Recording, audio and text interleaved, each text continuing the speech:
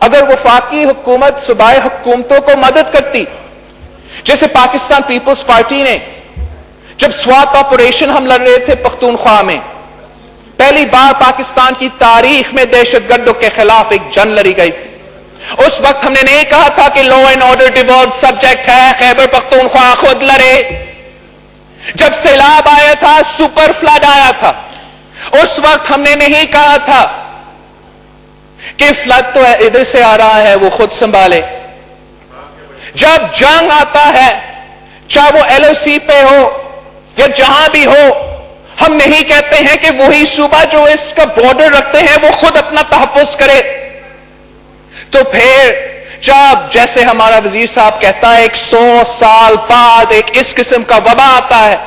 جس سے نہ صرف ہمارا معیشت، نہ صرف ہمارا ریاست، لیکن ہمارا عوام کا زندگی اور صحت اس وقت خطرے میں ہے، اس وقت ریاست پاکستان کہتا ہے کہ صوبے خود لڑے، ہم خود لڑیں گے، یہ ہمارا ذمہ داری ہے، لیکن اس کا کانسیکوینسز بھی سوچیں۔ بلوچستان کے عوام پہ، پختونخوا کے عوام پہ، سندھ کے عوام پہ، اس پورے ملک کے عوام پہ اس کا کانسیکوینس کیا ہوگا اگر وہ خود اپنے پورے کوشش کر رہے ہیں، خود اپنی جان، صحت، مال خود بچانے کی کوشش کر رہے ہیں، اور وفاقی حکومت کی طرف سے یہ بیان آتا ہے کہ آپ خود لڑو۔ میں سمجھتا ہوں کہ یہ نہ صرف ہمارا کورونا کا وبا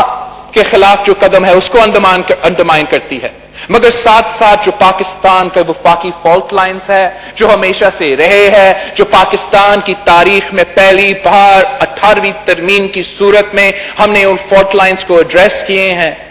وہ فالٹ لائنز پھر سے ایگریو ہو رہے ہیں، پھر سے ان کو اثر ہو رہا ہے۔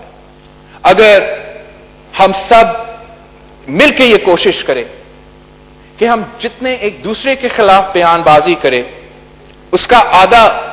ہم کورونا اویئرنس پہ یا کورونا کے خلاف بیانات دیتے، اس کا اثر کیا ہوتا؟ اگر آپ وفاقی حکومت کے وزیر، پی ٹی آئی کے نمائندے کے بیانات فیبروری 26 سے لے کے آج تک اٹھا کے نکالے، اس کا انالیسس کرے، تو 90% صوبائی سندھ، مراد علی شاہ اور پاکستان پیپلز پارٹی کے خلاف آپ کا بیان آتا ہے۔ وہ اس اربوں روپے کی پیکج میں جو صوبائی حکومت پروکیورمنٹ کرتی ہے ویٹ کا سالوں سال، وہ بھی ڈالا گیا۔ جو ریلیف کے نام پہ بے نظیر انکم سپورٹ پروگرام BISP کے تھرو جو پیسہ دیا گیا، شاہ محمود قریشی صاحب تو یاد رکھتا ہے کہ وہ پاکستان پیپلز پارٹی کا حصہ تھا، اپنا نوجوانی بھی اس جماعت میں گزارا، وزارتیں بھی حاصل کی۔ افسوس کی بات ہے کہ بے نظیر انکم سپورٹ پروگرام کا نام نہیں لے سکتا، اور بے نظیر انکم سپورٹ پروگرام میں جو آپ کا بجٹڈ پیسہ تھا، آپ کے پاس وہ پیسہ موجود تھا، اپنے وہی پیسہ استعمال کیا ہے اور وہی پیسہ کو اکٹھا کر کے اپنے بے نظیر انکم کے سپورٹ پروگرام کے ریسیپینٹس کو دیے ہیں۔ ہم شکر گزار ہے کہ BISP جاری ہے، بے نظیر انکم سپورٹ پروگرام کی وجہ سے آج بھی اس ملک کے قریب کریم عوام کو امداد ملتی ہے، مگر یہ کافی نہیں ہے جناب اسپیکر، یہ کافی نہیں ہے۔ بے نظیر انکم سپورٹ پروگرام کو اپنی جگہ چلنا چاہیے تھا، لیکن جو آپ نے اس ملک کے ڈیلی ویج ارنر سے اس لاک ڈاؤن کے پہلے دن سے وعدہ کیا تھا کہ آپ ان کو ریلیف پہنچائیں گے، آج تک ہمارے ڈیلی ویج ارنرز کو کوئی ریلیف نہیں ملا۔ آپ لاک ڈاؤن کو ایز کر رہے ہو، خود مان رہے ہو کہ لاک ڈاؤن کو ایز کر رہے ہو،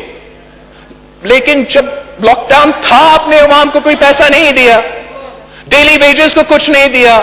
سفید پوش طبقہ کو کچھ نہیں دیا۔ اور جہاں سندھ حکومت اپنی کوشش کر رہی ہے، جہاں سندھ حکومت نے ایک ریلیف آرڈیننس تیار کیا تھا اسی لاک ڈاؤن کے لیے کہ ہم اپنا عوام کا جو روزگار ہے، جو تنخواہ ہے، اس کو پروٹیکٹ کرے تاکہ اس کو کوئی نقصان نہ پہنچائے اس لاک ڈاؤن کے دوران۔ ہم صوبہ سندھ میں جو رینٹل प्रॉपर्टीज में रहते हैं, उनका कम रेंट है, उनके लिए हम क्या सपोर्ट दे सकते थे? कैसे गारंटी कर सकते थे कि उनको वो लॉकडाउन के दौरान रेंट भी ना देना पड़े और कोई उसको अपना घर से ना निकाल सके इस लॉकडाउन के दौरान? वो भी सिंध ऑर्डिनेंस का हिस्सा था। जो यूटिलिटीज में रिलीफ मिलना था वो भी सिंध ऑर्डिनेंस का हिस्सा था। जो स्कूल्स का 20% आपको फायदा मिलना था वो रिलीफ ऑर्डिनेंस का हिस्सा है। और जनाब स्पीकर, आप हैरान होंगे कि सिंध के अवाम को रिलीफ सैबोटेज पीटीआई कर रही है। पीटीआई की हुकूमत सिंध कोरोना रिलीफ ऑर्डिनेंस को साइन तक नहीं कर रही ताकि हम इस लॉकडाउन के दौरान वो गरीब अवाम जिसका जिक्र हमारा वजीर आजम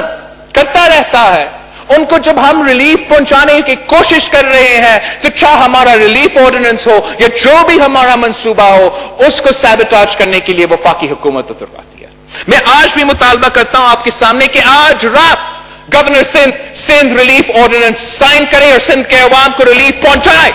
और यही जो रिलीफ ऑर्डिनेंस है जो पाकिस्तान के अवाम को रोजगार को, जो पाकिस्तान के अवाम के तनख्वाह को, जो वो पाकिस्तान के अवाम जो रेंटल प्रॉपर्टी में रहते हैं उनको तहफ़्फ़ुज़ दिला सकते हैं, यही रिलीफ ऑर्डिनेंस को कॉपी करने में